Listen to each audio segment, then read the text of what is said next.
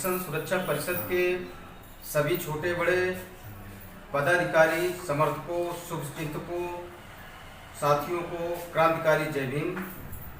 आज कुछ जरूरी बातों के लिए मैं आप लोगों के बीच लाइव आया हूं। जैसा कि हमारे देश भर के सभी पदाधिकारी साथियों को मालूम है कि मिशन सुरक्षा परिषद क्यों बनाया गया।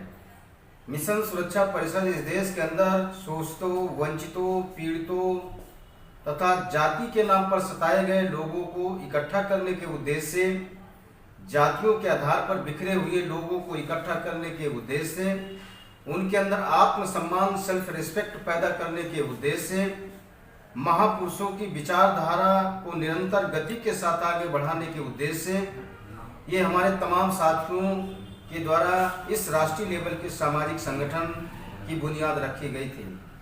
लेकिन सम्मानित साथियों, हमारे साथियों ने लंबी कोशिश करके, हमारे साथियों की बहुत ईमानदार कोशिश के कारण ये संगठन देश भर में हर क्षेत्र में, हर क्षेत्र पर, हर समाज पर अपनी एक जबरदस्त नेटवर्किंग बढ़ाने में सफल हुआ है। और हम लोगों का चिंतन मनन ऐसा महसूस होता है कि कोई भी परिवर्तन, चाहे सामाजिक परिवर्तन हो या आर्थिक परिवर्तन हो या अन्य कोई भी परिवर्तन हो, बिना सत्ता परिवर्तन के संभव नहीं हो सकता है। क्योंकि मुझे बहुजन नायक मानव श्री कांशीराम साहब की एक बात याद आती है। कांशीराम साहब कहते थे कि मैं उसको नेता नहीं मानता जिसका बहुत बड़ा संगठन है, मैं नेता उसको भी नहीं मानता जिसके पीछे लाखों की भीड़ है, मैं नेता उसको मानता हूँ जो सही वक्त पर सही फैसला करते हैं। तो साथियों, क्योंकि हमें सामाजिक परिवर्तन और आर्थिक परिवर्तन करने के लिए मानव श्री कांशीराम साहब की उस बात को भी याद रखना होगा कि सत्ता वो मास्टर चाबी है जिससे जिंदगी के बंद सारे दरवाजे खुला करते हैं। तो हमारे संगठन के लोगों की चाहत और सोच को ध्यान में रखते हुए हम लोगों ने फैसला किया कि सामाजिक परिवर्तन एवं आर्थिक परिवर्तन के लिए हमें सत्ता परिवर्तन करना बड़ा जरूरी है। क्योंकि ये भी सही है कि अपने दम पर हम लोग सत्ता परिवर्तन नहीं कर सकते हैं। तो मानव श्री कांशीराम साहब ये भी कहते थे कि सत्ता की सीढ़ी के लिए हमें अपनी समांतर विचारधारा के साथ कंधे से कंधा मिलाकर जरूर निश्चित तौर से सत्ता परिवर्तन करने में अपनी जिम्मेदारी का निर्वहन करना चाहिए। ऐसे में क्योंकि अभी 2019 में लोकसभा के चुनाव में समाजवादी पार्टी और बहुजन समाज पार्टी का गठबंधन हुआ था। अम्बेडकरवादी एवं लोहियावादी विचारधारा एक साथ मिलकर चले थे, लेकिन अपेक्षित रिजल्ट नहीं आया। तो इससे साबित होता है कि अपने दम पर कोई भी पार्टी उत्तर प्रदेश में सत्ता परिवर्तन में सक्षम दिखाई नहीं देती है। ऐसे में जो तैयारी एवं जन संवाद एवं जनादेश के आधार पर समाजवादी पार्टी उत्तर प्रदेश में भारतीय जनता पार्टी के मुकाबले काफी मजबूती से तैयारी में नजर आती है।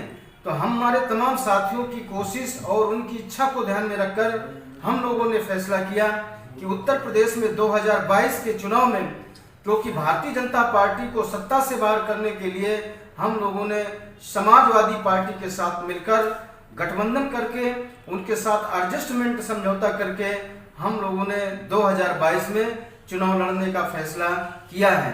तो हमारी इस कोशिश से तमाम जो फिरका परस्त ताकतें हैं उनमें बेचैनी है, जो लोग मिशन को कमजोर करना चाहते हैं उनमें बेचैनी है, जो साथियों का कोई लक्ष्य नहीं है, जिनका कोई उद्देश्य नहीं है, उनमें बेचैनी है। तो मैं अपने समाज के साथ साथ अपने पदाधिकारी साथियों से मैं अपील करता हूं, क्योंकि भारतीय जनता पार्टी अगर उत्तर प्रदेश, क्योंकि मनुष्य के शरीर में जिस तरह गर्दन का स्थान है, अगर उत्तर प्रदेश में पुनः सत्ता में आती है तो निश्चित तौर से तमाम कमजोर वर्गों का, शोषितों का, वंचितों का हकूक पूरी तरह से खत्म हो सकता है। भारतीय संविधान पर संकट के बादल मंडराए हुए हैं, आरक्षण पूरी तरह से खत्म हो सकता है। ऐसे में हमारा लक्ष्य है कि भारतीय जनता पार्टी को उत्तर प्रदेश से सत्ता से बाहर करने के लिए हमने फैसला किया, हमारे साथियों ने फैसला किया कि समाजवादी पार्टी जो एक लोहियावादी विचारधारा पर आधारित है, लोहियावादी विचारधारा एवं अम्बेडकरवादी विचारधारा को अगर एक साथ कर लिया जाए तो निश्चित तौर से मनवादी विचारधारा को उत्तर प्रदेश में हम कमजोर कर सकते हैं। तो इसी फार्मूले को ध्यान में रखते हुए हम लोगों ने समाजवादी पार्टी के राष्ट्रीय अध्यक्ष माननीय श्री अखिलेश यादव जी से करीब 5 बार की वार्ता हो चुकी है।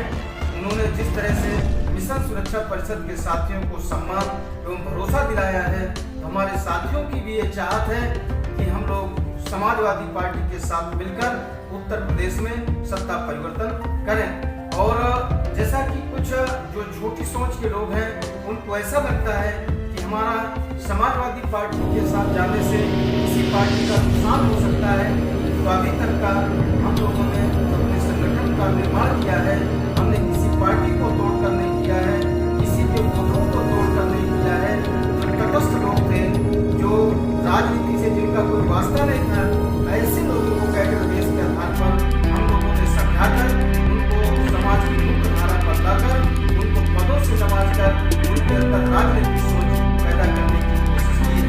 तो हमारे लड़ने से किसी पार्टी का कोई नुकसान नहीं होता है। हमारे अपने पैरों पर खड़ा होने से हम किसी पार्टी को कमजोर करने की तमन्ना नहीं रखते हैं, क्योंकि प्रदेश हो या देश हो 100% वोट कभी पोलिंग स्टेशन तक नहीं जाता है। अधिकतम 60% वोट जाता है, 40% वोट तटस्थ रहता है। मिशन सुरक्षा परिषद के लोगों ने उन 40% वोटों को सक्रिय करने की कोशिश की है जिनका राजनीति से कोई वास्ता नहीं था। तो ऐसे में हम लोगों ने समाज के उन वर्गों को, उन लीडर विहीन जातियों को तैयार करने की कोशिश की है जिनका राजनीति से दूर दूर तक वास्ता नहीं था। तो ऐसे में हमारा लक्ष्य किसी को कमजोर करने का नहीं है, हमारा लक्ष्य किसी पर कीचड़ उछालने का नहीं है, हमारा लक्ष्य किसी पर खामियां निकालने का नहीं है। हमारा लक्ष्य इस देश के अंदर समता मूलक समाज व्यवस्था बनाने का है। इसलिए हमने अपनी रेखा को खुद लंबी खींचने की कोशिश की है। और मैं अपने साथियों से अपील करता हूँ, जब आप ताकत की तरफ बढ़ोगे तो हमें अपनों और दुश्मनों दोनों से लड़ना पड़ेगा। सबसे पहले बाधा अपने लोग बनते हैं, लेकिन जब आप चमत्कार करते नजर आते हैं तो फिर अपने लोग पीछे नजर आते हैं।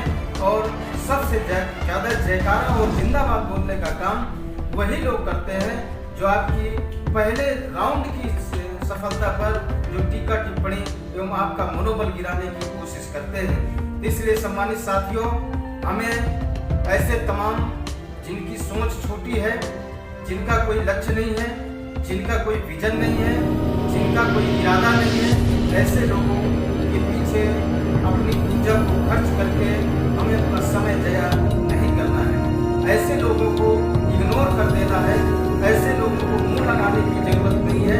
ऐसे लोगों को निकम्मा और सिफिरा साबित करके उसको अपने अपने ग्रुपों से आउट करने की जरूरत है, अपने फ्रेंड लिस्ट से आउट करने की जरूरत है, क्योंकि उनको परेशानी इसलिए है क्योंकि आप उन्नति की तरफ कदम आगे बढ़ा चुके हैं। इसलिए मैं अपने साथियों से उम्मीद करता हूँ कि आप जो मेहनत है गंगाराम अम्बेडकर के नेतृत्व में जो पूरे देश में फल फूल रही है, ये मैं भरोसा दिलाता हूँ कि ईमानदारी के साथ समाज के हितों को ध्यान में रख करके, समाज की उन्नति और तरक्की को ध्यान में रख करके हम कभी अपनी विचारधारा से किसी भी हालत में कहीं समझौता करने वाले नहीं हैं। हम समाज की उन्नति के लिए, समाज की तरक्की के लिए, समाज का उत्साह बढ़ाने के लिए, समाज का मनोबल बढ़ाने के लिए हम हर कदम अपने आगे बढ़ाने का काम करेंगे। इसलिए हमारे साथियों को ये भरोसा होना चाहिए कि लड़ाई केवल गंगाराम अम्बेडकर अपने लिए नहीं, ये बहुजन समाज उन तमाम जातियों के लिए लड़ रहा है जिन जातियों को लोगों ने केवल वोट की मशीन बनाने का काम किया है। इसलिए हमारे ऊपर भरोसा करते हुए, अपने नेतृत्व पर यकीन करते हुए आप लोग बिना भ्रमित हुए आगे बढ़ने का काम करें। और हम लोग अगर सत्ता में आते हैं तो सामाजिक परिवर्तन भी होगा, आर्थिक परिवर्तन भी होगा, और जो मानसिक रूप से हम लोग सताए गए हैं, पछाड़े गए हैं, उनमें भी हम लोग उनकी लड़ाई को लड़ने का काम करेंगे।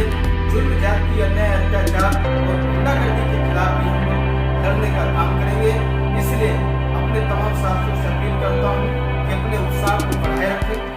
विरोधियों का काम है, वो उनका काम है विरोधियों का जो काम है उनको करने दिया जाए। हमारा जो काम है हमारे साथी करेंगे, ईमानदार तरीके से करेंगे, पूरे जज्बे और जुनून के साथ करेंगे। और इन्हीं तमाम बातों के साथ मुझे उम्मीद है कि जिन साथियों के साथ हम लोग उत्तर प्रदेश का चुनाव लड़ने वाले हैं, समाजवादी पार्टी के संगठन के साथ भी बेहतर भाईचारे तालमेल बनाने की आप लोग कोशिश करें। और जहाँ जहाँ पर मिशन सुरक्षा परिषद के प्रत्याशी चुनाव लड़ेंगे, इसके अलावा हम लोग समता, समानता, बंधुत्व और न्याय पर आधारित एक भाईचारा कायम करने की कोशिश करेंगे। और मुझे पूरा भरोसा है कि हमारे संगठन के साथी जिस तरह अपने राष्ट्रीय अध्यक्ष की बातों को अमल करते हुए निरंतर गति के साथ आगे बढ़े हैं, आगे भी आप लोग बढ़ते रहेंगे इन्हीं तमाम बातों के साथ। क्योंकि कल भाई बहन का पर्व, स्नेह का पर्व, प्यार मोहब्बत का पर्व, रक्षाबंधन जो भाई बहन के स्नेह का पर्व है, रक्षाबंधन की मैं संपूर्ण देशवासियों को, संपूर्ण भाई बहनों को मिशन सुरक्षा परिषद की तरफ से बहुत बहुत बधाई देता हूं, मंगल कामनाएं प्रदान करता हूं। और बहनों से निवेदन करता हूं कि अपने भाइयों को राखी बांधने के लिए सावधानी से आप लोग जाएं और सावधानी पूर्वक आप लोग अपने घरों पर वापस आएं। मैं भाई बहनों की लंबी उम्र की कुदरत से कामना करता हूं। जय भीम, जय भारत, नमो बुद्धाय, खुदा हाफिज।